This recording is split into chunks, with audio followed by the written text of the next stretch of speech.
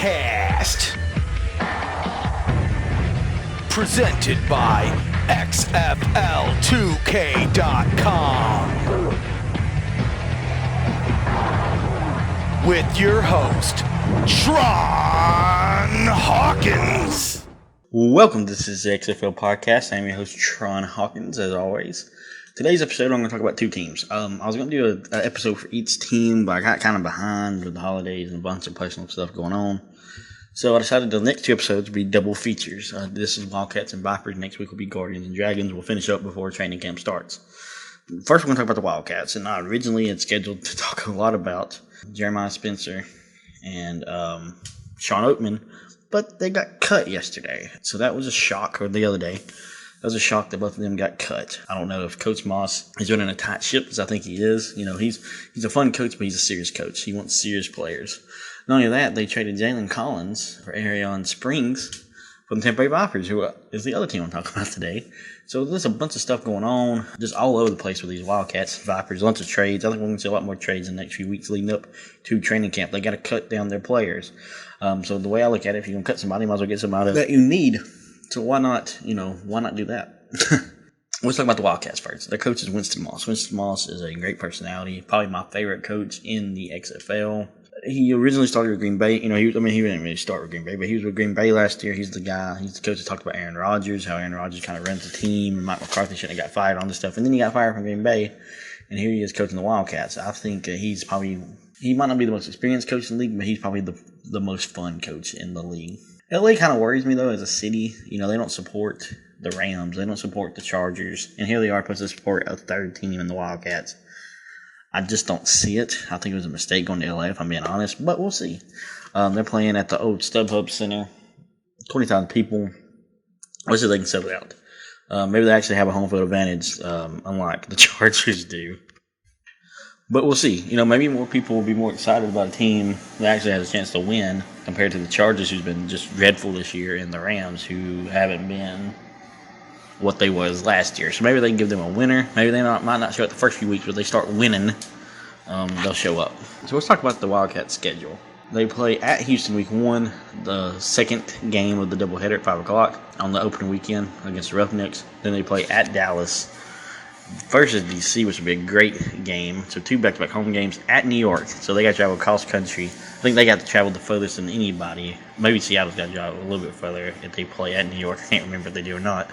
They play Tampa comes to town then. Week 6 and 7 on the road at Seattle and at St. Louis. That St. Louis game is one of the biggest games of the year. And as St. Louis, as the Battlehawks said on their Twitter, you know why. They play again Houston at home, play Seattle at home, and then they play the last Thursday night game on Fox, Week 10. They play the last game of the season at Dallas at Globe Life Park. So they kick off. They're going to be on a lot of big stations. They're going to be on Fox 3 times, Big Fox. They're going to be on ABC 3 times, and on ESPN twice, and then Fox Sports 1 once. So, LA is a big market, so of course they're going to be on the bigger channels. It makes sense. I think they have a decent chance of having a good record. I think the West, talent-wise and coach-wise, I think the West kind of outduels the East a little bit. I think any of the 4, I think 3 of the West teams had a shot at the championship, Dallas, Houston, and LA, and I only think 2, St. Louis and DC, had a chance in the East. That's nothing against Seattle and nothing against New York and Tampa Bay, but just looking at the talent standpoint, I feel like it kind of weighs a little bit heavier towards those teams, if I'm being honest. 5 out of 8 teams, I think, have a realistic chance, and those 3, could be beat on, if I'm being honest. But they could surprise me. Let's see if the Guardians, Vipers, and Dragons surprise me. Okay, so let's talk about some of the LA players here. So this is Anthony Miller's recap off XFL board. Thank you again. Norm Chow runs their offense. So, they got good... they got good offensive coordinator Norm Chow. They got good defensive coordinator in Pepper Johnson, who learned from Bill Belichick when he was with the Giants and Browns. And he was also assistant coach with the Patriots. So he knows. So they got to sign Luis Perez. We'll talk about him in a minute. We kind of talked about him last episode. We're going to kind of hit on this again, but we talked about him last episode when the quarterback camp battles. Luis Perez had an incredible career in college in Division II at Texas A&M Commerce. He won the school's second national title in 2017. That's what took on the Harlan Hill Trophy. It's their Heisman Trophy. He threw for 5,000 yards and 46 touchdowns. In his 2 years playing at A&M, at Texas A&M Commerce, he threw for 8,300 yards and 78 touchdowns and just 16 interceptions. He made a fan out of the LA Rams and coached Sean McVay after playing well with the team 2018 preseason, leading him to making the practice squad for a short time. He made the leap to the AAF, where he was selected in the first round by the Birmingham Iron. After being named starter, he led the Trent Richardson-led Iron to 5-2 record, throwing 1,400 yards and 5 touchdowns, 6 picks. It says, don't let the stats deceive you, however. Perez had 2 games that started to throw for 2 picks in each of those games. He came on strong once he got comfortable with the ball and played smart football. Richardson sold the show with 11 touchdowns, with the most consisting of short yardage runs. He was known more for being a good game manager, but Perez thrives the most when he is let loose to throw the ball around. Iron's offense was more balanced with running power, but expect his numbers to look a lot like his college days in Chow's pass-happy offense. However, he was also assigned in supplemental draft Josh Johnson.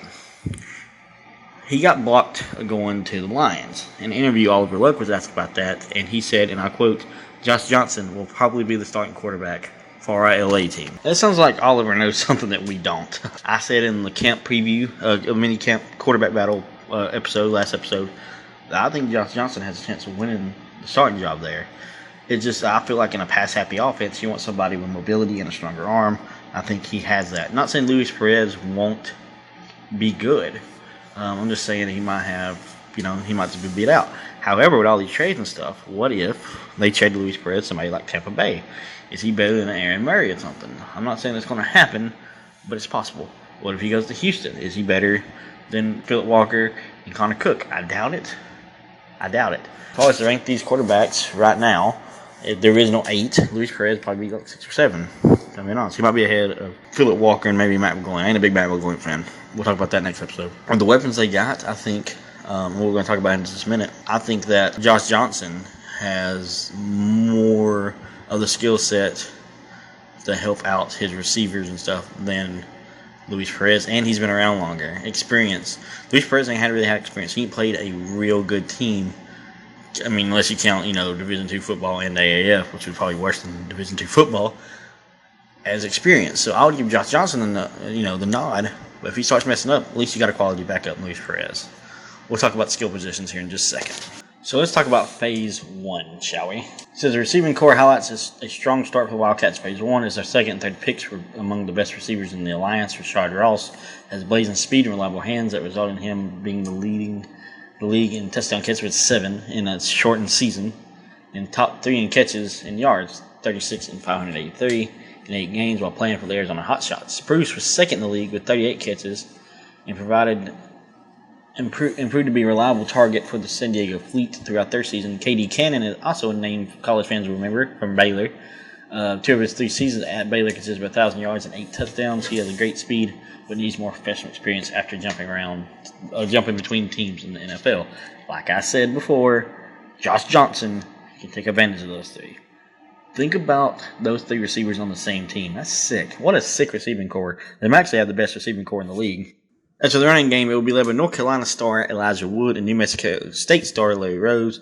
Hood is a better running back between the tackles, being the bigger, stronger back. Watch out for Woods to be the faster, more elusive back who has great hands. They should make a great 1-2 punch between the 2. Like I've been saying, you got thunder and lightning in this league, and we're going to see that. Scott Orndorff was going to be the tight end that got selected, but I think he has got signed by a practice squad. So Brandon Barnes also appeared in the alliance. He recorded 9 catches, 75 yards in the Express. So, like I said, I think Scott Orndorff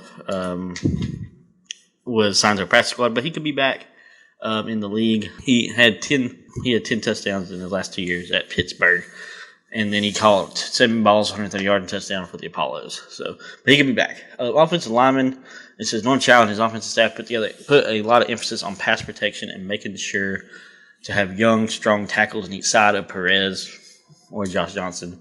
First of all, pick of Phase 2, Storm Norton. What a great name. Joined the Wildcats after having experience with the Lions, Cardinals, and Vikings in the NFL. Standing at 6'7" tall, expect him and fellow tackle Ryan Pope to be handling each of the end of the line. Second-round pick Fred Loria also comes in with an NFL experience with the Browns and should help with pass protecting and give the Lions some versatility. Okay, now Phase 3 is defensive front 7.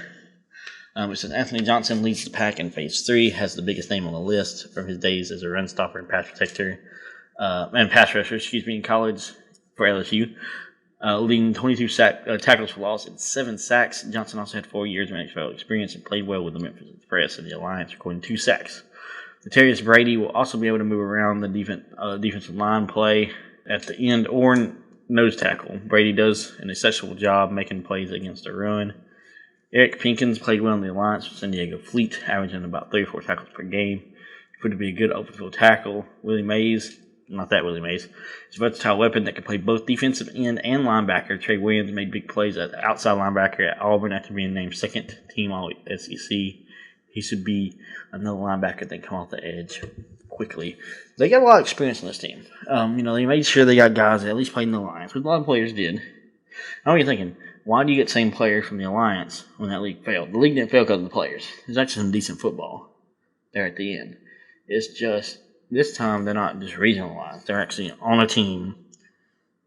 Okay. I mean, how fair was that regional thing anyway? The Florida's going to have the better team. Florida and the Texas team. And that's what happened. They make sure they got guys with NFL experience.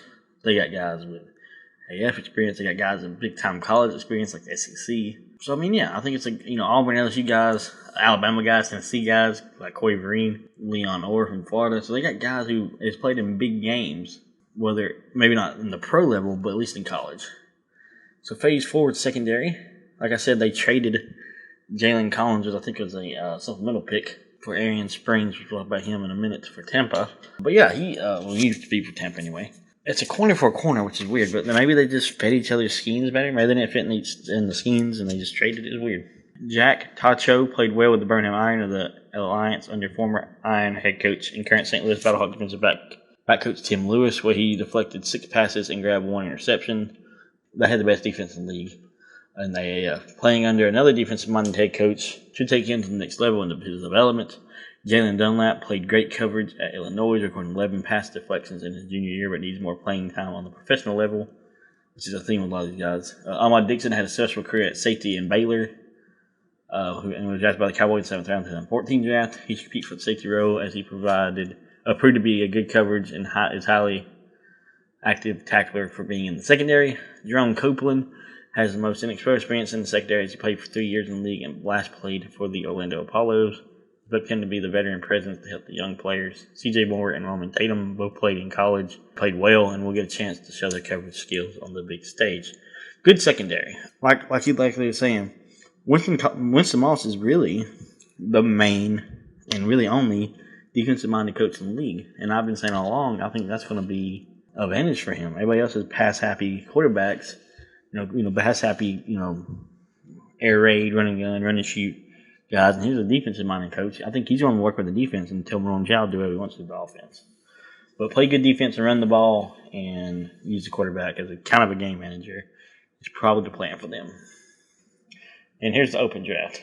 So they can't talk about Sean Open because he got, Nico Evans is a player we got to examine on this very website. I think he ended up leaving, though, if I'm not mistaken. Tywan Jones got signed as he was drafted to the Memphis Express 24 hours before the league officially folded. Now him and Alex Frenches, I expect to compete as they are great tacklers, great IQ in Division 1. There's punter Colton Smith and kicker Nick Novak are NFL veterans to add to a reliable special teams units. I think the two are the best, most experienced duo in the XFL.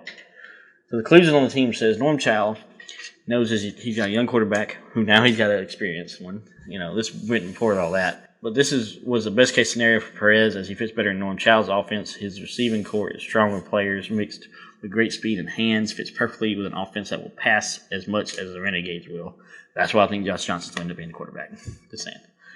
Defensively, this should be a solid unit with Pepper Johnson's background in defense and work with two of the smartest minds in NFL history, Belichick and Parcells. This could be one of the strongest defensive lines in the league. I'm also have to get used to being a first-time head coach, but his strong coaching staff and talent on both sides of the ball, the secondary will be the focal point to the young players already shut down. The strong passing games are in the West. Landry Jones and Brandon Silvers with the Renegades and Dragons. They're two good quarterbacks. And he's right. They built a team for their division. You got Landry Jones, Brandon Silvers, Philip Walker, O'Connor Cook. So, he's got the defense in place to do that. And I think they will. I got LA going to the Western Finals. I think a lot of people think Dallas and Houston, but I think it's going to be Dallas and LA. I think LA will be the 2 seed out west. I don't see them winning it. Like I said, I see Dallas and DC being the finals. But there's nothing wrong with that in your first year. I think LA will be a contender all year long. And I mean, it wouldn't shock me if they're in the championship game. It wouldn't shock me if the championship game was in LA where they're at. The question is, who's going to be the quarterback and will they have any kind of home field advantage? And I don't think they will in LA. I worry about the LA market, but we'll see. I like their running back. I like their wide receivers. They got all the weapons and they got all the things in place. Josh Johnson will probably be the quarterback. And if Josh Johnson's quarterback, watch out. Week 1, we might see LA whoop up on Houston, and we're going to see early on who's the highest in the pecking order in the West. We'll be right back, and we'll talk about the Tampa Bay Vipers next. To me, the Vipers of Tampa Bay is the weirdest team to figure out. The coach is great. Mark Trestman is a quarterback whisperer. Hell, he made Jay Cutler look amazing for a year or two. You know, a lot of people remember him for his stints with the Bears, where he was also a Canadian football coach. And he had a lot of success up there, and he had some success with the Bears, not a lot. That was a failed experiment. He went back to Canada and did good again. I think he was a good hire for them. I don't think Tampa Bay is the best spot for him. I don't think Tampa Bay is the best spot for the team because really, there's a lot of stuff to do in that area, and they don't even support the Buccaneers, really. He's a great coach. I just don't know how Tampa Bay is going to be because I look at their roster and I just go, who other than Aaron Murray?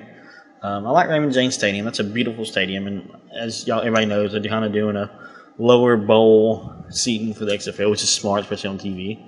But I just don't know if Florida fans are going to care that much. To me, Tampa Bay's been the quietest of all the fan bases other than LA. These two teams, LA and Tampa Bay, have been just kind of quiet. Who have you heard go, I am a Tampa Bay fan? I'm a Vipers fan. Go Vipers. Or, hey, I'm a Wildcats fan. None. It's the Texas teams, it's St. Louis, and that's about it. Some DC fans. Maybe it's a couple of Seattle fans, too. But, you know, there's some teams that don't have as much fanfare as others. So we'll talk about their schedule. Week 1, that first Sunday, they go at New York and at Seattle. 2 tough road games, especially in that cold in New York. Then week 3, and week 4, they have 2 tough home games against Roughnecks and Defenders. Then at LA. Honestly, I don't see them having a winning record. I think they're going to be the worst team in the league. They go then they host the Battlehawks and host the Renegades at DC, at Battlehawks, and versus the Guardians on the last game of the season. So they play on Fox twice. They play on Fox, twice, back-to-back weeks. They play on ABC 3 times, play on ESPN 2 once, twice on ESPN, once on Fox Sports 2, and then last game of the season either going to be on ABC or Fox Sports 1, whatever gets flexed out. So, they play on some decent networks, but I just don't see this team just being a winning team. And I don't kind of be negative or anything, but other than Aaron Murray, who is on this team? Really, who is on the team? So let's talk about Aaron Murray. I know him because I'm a big Georgia fan. I think he's actually got the safest job, one of the most safest jobs in the league, other than the Dallas quarterback job. I think he's pretty much set as starting quarterback unless an injury happens. As a Tampa native, Murray was the first player with Florida ties, but certainly not the last to become a Viper over the 2-day draft period. While many assigned quarterbacks had long been linked to XFL, Murray was one that came out of left field. After a prolific college career in SEC, where he threw for 121 touchdowns and just 41 picks, Murray was selected in the 5th round for the Chiefs and hadn't done anything since. Back up, he bounced practice squads. Murray found himself out of the league in 2017. He was surfaced for AAF, playing for Atlanta Legends, but he was awful. But that whole team was awful. Head coach Mark Trestman runs a version of the West Coast offense where Murray's lack of arm strength can be hidden and his smarts can be utilized. Despite being a Tier 1 quarterback, I don't believe he will be handed the job in camp. Let's fend off Taylor Cornelius and Benny Testaverde Jr., but I like his chances. Phase 1. If fortune favors the bold, the Vipers will be set up for a strong first seed in XFL.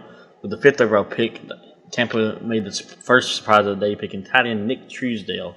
He was the first tight end selected, and the second one wasn't chosen until pick 26. You could say Tampa pounced on the best tight end in the draft. You could also say that because the snake format, they had to wait until pick 12 to make the next choice, limiting their options of the top wideouts and backs. He took him over Elijah Hood, took him over Christine Michael. There's people they could have took, and they took Nick Truesdale. Truesdale was on and off New York Jets camp roster this summer after blowing up in the AAF, leading all tight ends in receiving. He has taken he had stops in the Indoor Football League and Arena Football League. He's one of the 2 tight ends taken by the Vipers in this phase, joined by Cole Wick out of Incarnate World. Truesdale goes 6'5", and Wicks is 6'6". 2 huge tight ends. Just ahead of Truesdale in AAF was Centavious Jones, who was Tampa's second pick. Jones goes 6'4", so whatever QB wins the training camp battle will have some big bodies to throw to. He's part of a wide receiver rich New Orleans Saints team in 2014 and 15. 4 other receivers were taken during this phase, but none under 6 foot tall. Given the picks here, it was clear the staff was going to wasn't going to be mesmerized by big names of big schools, as they took several under the radar players from small schools. Small schools, but huge bodies. There's some big guys on this team. Rounding out the phase was 2 running backs and a quarterback. Not every team took a second quarterback in this phase. While Cornelius was picked later, 9th round at 10. He's younger than Murray and could present a camp challenge in his first year as a pro. I don't think so.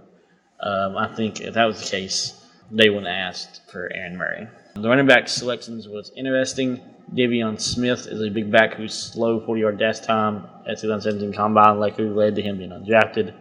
He'll be paired with Quentin Flowers, who played his college games at Raymond James Stadium, where the Vipers will call home. Flowers is a college quarterback who can be, for the Vipers, what Taysom Hill is for the Saints. If nothing else, he provides a contrast to what Smith brings to the table. Again, thunder and lightning.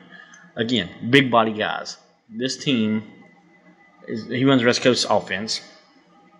Big body guys, running game. Aaron Murray had some big body guys to throw to at Georgia. He had no Sean Breen out of the backfield. He had A.J. Green. Maybe that's what they're setting up here. Maybe they'll surprise me. I don't know. I just don't like their chances. Phase 2 was offensive line. 12 of the first 13 overall picks of this phase was offensive tackles. I'll give you a guess. What team looked at trend? They drafted UCF center Jordan McCrary with the 4th overall pick. The same pros and cons of picking a tight end over a wide receiver and running back also apply here. This was not a deep draft at the pivot, so McCrary will anchor the line from the middle. Tampa clearly scouted the AAF, Hardy said, as McCrary participated there and had been in a number of NFL camps since 2014. That gives him experience in different types of offense. The second pick may be the most intriguing. 5'6" offensive tackle Martez Ivy out of Florida, one of 15 players with Florida ties drafted by this franchise. Ivy was a heralded 5-star recruit out of high school who never developed into a top-tier tackle in college. They obviously see potential in him. To be a 5-star recruit to go to Florida, which is a big-time school, even though he didn't do much at Florida, they obviously seen something. Offensive line coach Jonathan Himbach will have a big piece of clay to mow during training camp to get Ivy to where he needs to be for this team to be successful. Worth noting that Tampa took 7 guards and just 2 tackles.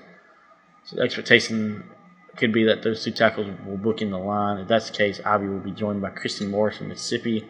Some of the guards may be able to cross-train at tackle. Andrew Tiller was a former 6th-round pick by the Saints and has 28 games of experience in the NFL under his belt. Trey Jackson was a 4th-round pick in the New England Patriots in 2015. This doesn't strike me as a strong group. They are players with upside, but who have underachieved and do not have much experience. And then again, though, he says that may be symptomatic of the offensive line pool available being poor. Not really poor, but may not have been the offensive line was in this type of league, and it showed in the AAF, and there is an XFL. Offensive line is not the most strongest position because everybody's usually going in the NFL. All the good ones. Defensive front 7. Of the 10 picks in this phase, 4 were defensive ends, 2 were defensive tackles, and 4 were linebackers. The first pick in the phase, Tampa Bay, this time went with the more conventional wisdom, taking Oregon State pass rusher Obum Gwacham. Gwacham may not make it to minicamp in December as he has been on NFL workout loop since being released by the Colts. He tried out as recently as October 8th with the Colts. Gwacham is an explosive athlete and a former wide receiver, so he's still learning the nuances of defensive end position. He can play end or linebacker depending on coordinator Jerry Glanville's scheme. I love Jerry Glanville. That flexibility will be an advantage. Deonchez Mount, I hope I said that right, Tampa's second pick in this phase, has similar positional flexibility. A former Tennessee Titans draft pick, Mount, also like Gwacham, has NFL game experience. He's more of a strength player who can run, defend, posing as a complement to Gwacham's pass rushing prowess. Ricky Walker was a undrafted free agent out of Virginia Tech this past year. He'll work in the defensive tackle rotation with Josh Banks. He's a little more stout than Walker. The Vipers posted a neat video, as you can tell on their website, of Lucas Walker being told he was coaching the high school team. He got the call. That's an awesome video. The one other thing that stands out from this group is final choice Devin Taylor. He was a 4th-round pick of the Detroit Lions, 13, and has 62 games in the NFL under his belt. He also played for the AAF.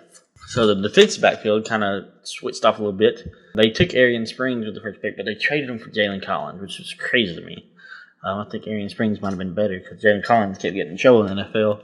They took Picasso Nelson with the 2nd pick, but they don't have experience. They took DeMonte Hurst in the 3rd round. He has 7 years as a pro under his belt, most of those years with the Chicago Bears, though he's recently in the CFL.